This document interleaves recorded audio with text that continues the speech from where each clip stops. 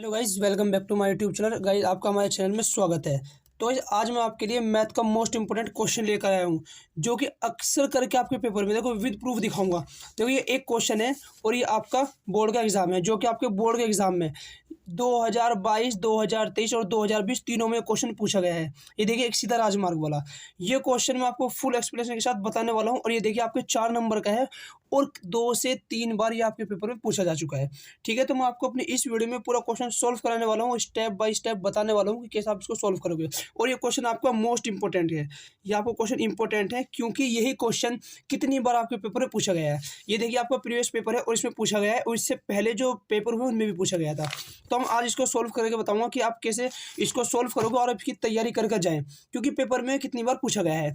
ठीक है, तो वीडियो को स्टार्ट करने से पहले अगर आपने हमारे चैनल को सब्सक्राइब नहीं किया, चैनल को सब्सक्राइब कर दीजिए, वीडियो को भी लाइक कर दीजिए, क्योंकि हम अपने इस चैनल पर आपके मोस्ट इंपोर्टेंट क्वेश्चन डालते रहते हैं, जो कि आपको पेपर में हेल्प करते हैं। तो देखिए क्वेश्चन क्या दिया हुआ, और ये आपको इंपॉर्टेंट है, आप इसको कर जरूर जाए। अगर नहीं करोगे तो आपकी गलती होगी। और मैं आपको विद प्रूफ दिखाऊंगा कि इससे जो 2023 का पेपर है, 2022 में भी है, 2020 में भी है। देखिए, यही क्वेश्चन 6 नंबर में पूछ लिया जाता है। देखिए क्या है कि एक सीधा राजमार्ग एक मीनार के पास तक जाता है।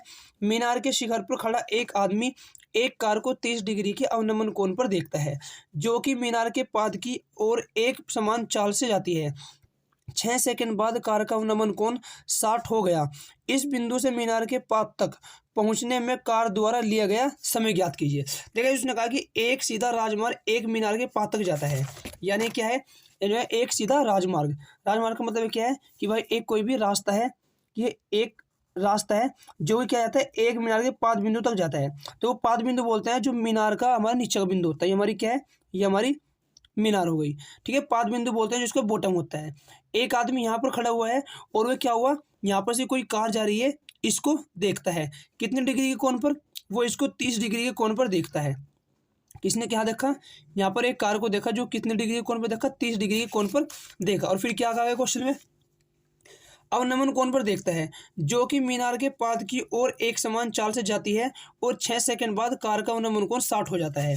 देखा, उसने क्या कहा कि ये एक समान चाल से जो मीनार का पाद है उसकी तरफ जाता है, ए से जाता है, और 6 सेकंड बाद उसका जो अवनमन कोण है वो कितना हो जाता है? 60 डिग्री हो जाता है। देखिए, जैसे ही हमारी आंख का रेटिना ऊपर बढ़ता है तो एंगल बढ़ता जाता है। तो ये यहाँ से यहाँ गया। अगर हम यहाँ से खड़े होकर देखेंगे तो ये हमें थोड़ी कम आंख उठानी पड़ेगी, बट अगर हम यहाँ से खड़े होकर देखेंगे तो हमें बहुत ऊपर उठानी पड़ेगी गाइस। तो जो हमारा 60 डिग्री का कोण है वो कहाँ पर बनेगा? वो हमारे पर यहाँ पर 60 डिग्री कौन बन गया। अब उसने कितना टाइम दिया? उसने कहा 6 सेकंड के बाद, यानी कि जो यहाँ पर टाइम लगाया वो कितना लगाया? वो लगाया आपका 6 सेकंड का। तो उसने क्वेश्चन में ये पूछा है कि इस बिंदु से मीनार के पाद तक, इस बिंदु से मीनार के पाद तक पहुंचने में कार द्वारा लिया गया समय ज्ञात कीजिए।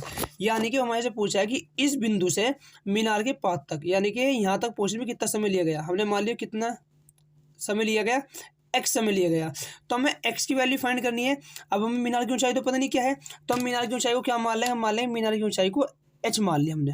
ठीक है, माना जो हमारी मीनार है, हमने उसकी ऊंचाई क्या मान लिया? एच मान लिया। अब हम इसको सॉल्व करेंगे। आपको पता है कि इस जो ये क्वेश्चन होते हैं इनमें किस पर टाइप का फंडा लगता है कि जो चीज़ हमें पता है उसको हम ऊपर रखते हैं, जो चीज़ हमें फाइंड करनी है उसको हम क्या रखते हैं? नीचे रखते हैं।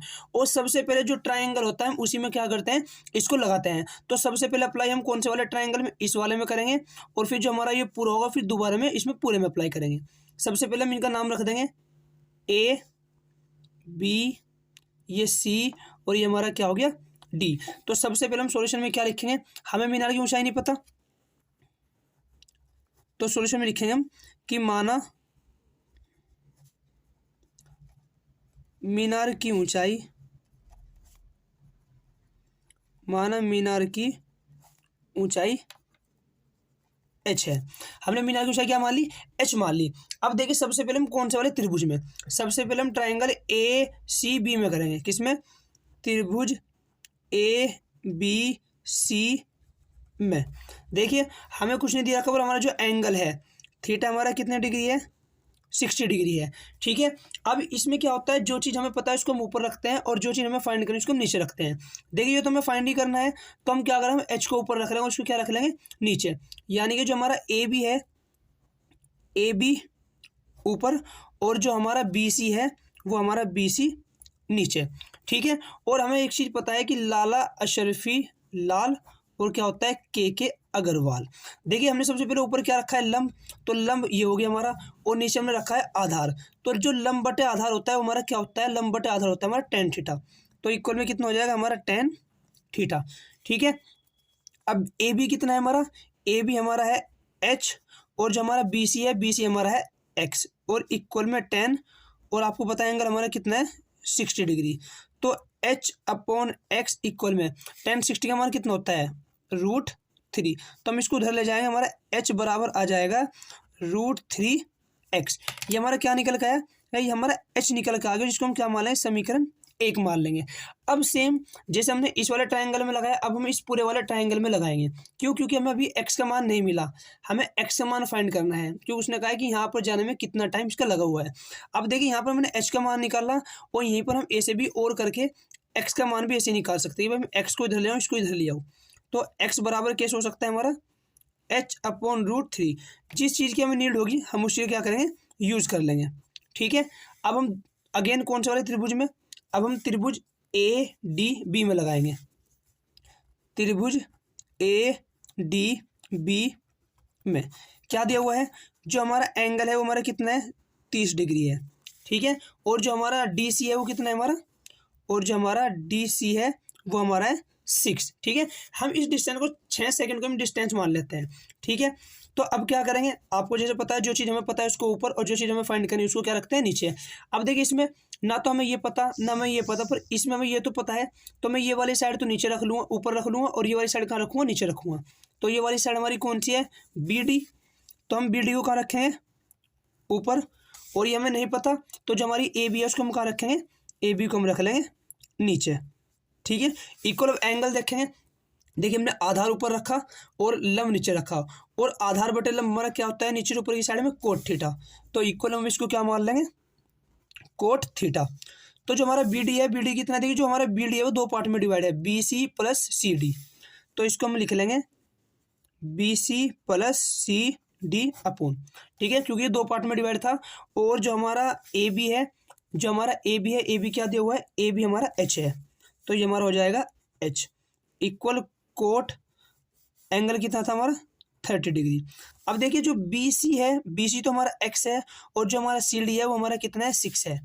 तो बी सी को हम रख लेंगे एक्स प्लस, और सी डी को हम रख लेंगे 6, और अपॉन में कितना हो गया हमारा एच। और इक्वल में आपको पता है कोट 30 का मान कितना होता है, कोट 30 का मान होता है √3।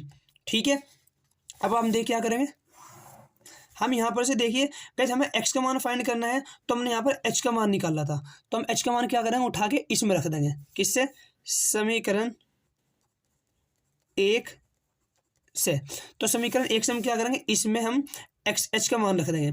तो क्या हो गया हमारा, ये हो गया हमारा x प्लस 6 और अपॉन h है, h की जगह हम रख देंगे √3x, और इक्वल में हमारा जो √3 का है ये कितना हुआ है √3 है। ठीक है, जो कि हमारा √3 था। अब हम क्रॉस मल्टीप्लाई कर देंगे इसकी यहाँ पर और इसकी यहाँ पर, वन किस में करेंगे, तो ये तो x प्लस 6 और इक्वल में इधर करेंगे तो √3x मल्टीप्लाई में √3, तो ये हो गया x प्लस 6 इक्वल में 3x। अब हम क्या करेंगे, इस x को उठा उधर लेके चले जाएंगे, तो 3x माइनस x और इक्वल में 6, तो कितना बचा 2x इक्वल में कितना 6, तो 2 3 जा 6, तो x बराबर हमारा कितना आएगा 3। तो देखिए क्वेश्चन में उसने हमारे से क्या पूछा था कि जो हमारा पाथ तक पहुंचने में कार द्वारा लिया गया समय, यानी कि जो पाथ था यहाँ से लेके यहाँ तक पहुंचने में कितना समय लगा। देखिए x था, तो जो हमारा x आया कितना है 3 सेकंड, यानी कि 3 सेकंड लगेगी। ठीक है, देखो जी मोस्ट इंपॉर्टेंट क्वेश्चन था, कितनी बार आपके पेपर में पूछा गया है, और मैं ऐसे ही आपको क्वेश्चन बाई क्वेश्चन हर एक प्रीवियस क्वेश्चन में से जो कि इंपॉर्टेंट होंगे इससे अदर भी आपको सारे सोल्व कराने वाला हूँ। ठीक है, तो अगर आपको वीडियो अच्छी लगी है तो आप हमारे चैनल को सब्सक्राइब जरूर करें, वीडियो को भी लाइक करें। इसके साथ साथ आपको हिंदी इंग्लिश वगैरह भी सभी के क्वेश्चन मिलने वाले हैं। ठीक है गाइस, चैनल को सब्सक्राइब जरूर करें। Thank you.